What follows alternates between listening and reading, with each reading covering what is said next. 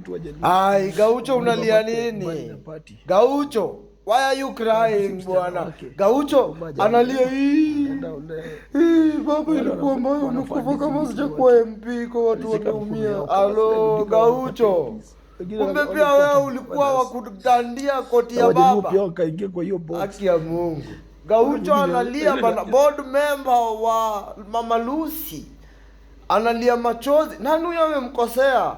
Au magavana na ma-MP, nini hiyo mmefanyia Gaucho? Analia bwana. This guy has become very emotional.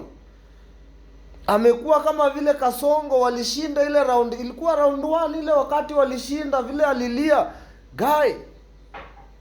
Hey, Gaucho huyu jamaa nilikuwa naona akiambia Wakikuyu tutawangojea Thika Road. Saizi analia Gaucho. Gaucho.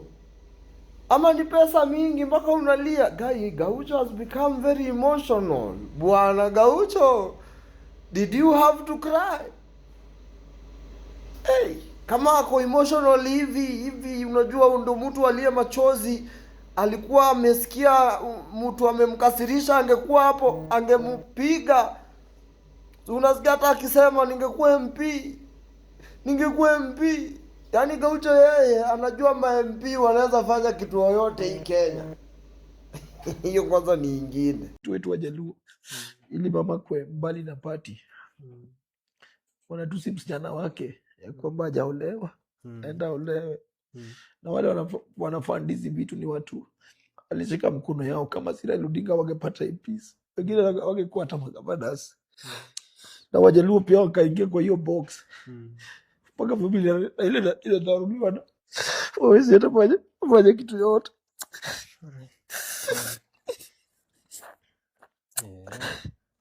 Mama nilikosea sana, alikuwa kazi ya kuwa MP, kwa vitu zingine ingefanyika.